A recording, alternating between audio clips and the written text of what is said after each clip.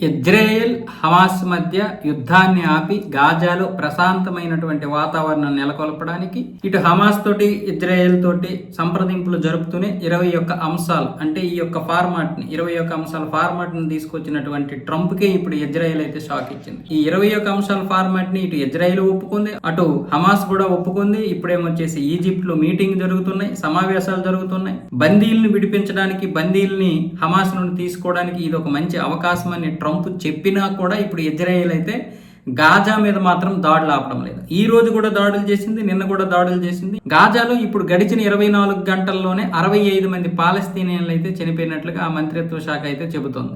Israel దాడుల గురించి చెప్పడం లేదు కానీ దాడులు మాత్రం చేస్తుంది. ఎందుకంటే గాజాని ఇవ్వడానికి ఎట్టి పరిస్థితుల్లో కూడా ఇజ్రాయెల్కి ఇష్టం లేదు. అంటే హమాస్ లొంగిపోయినా ఇప్పుడు బందీల్ని ఇచ్చేసినా కూడా కొంతమంది ప్రాణాలతో బయటకు వస్తారు, కానీ వాళ్ళు మళ్ళీ మనుషులుగా తయారవడానికి చాలా కాలం పట్టేస్తుంది. వాళ్ళు బ్రతుకుతారో బ్రతకరో తెలియదు.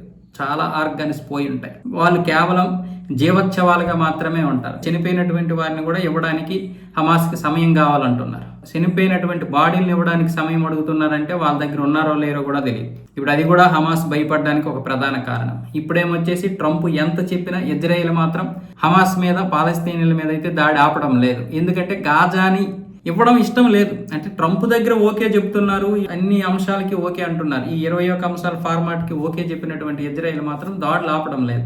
ఎందుకంటే గాజాని కనుక ఇచ్చేస్తే ఇక ఇజ్రాయెల్ మీద ఎప్పుడు ఇదే యుద్ధం జరుగుతూ ఉంటది. ఇప్పుడు తాత్కాలికంగా పరిష్కారం దొరకొచ్చేమో కానీ భవిష్యత్తులో ఇక యుద్ధాలు చేస్తూనే గడపాల్సి ఉంటది అనమాట ఇజ్రాయెల్కి. అందుకే ఇదే మంచి అదునని గాజాని ఆక్రమించుకోవడానికి ప్లాన్ చేస్తుంది.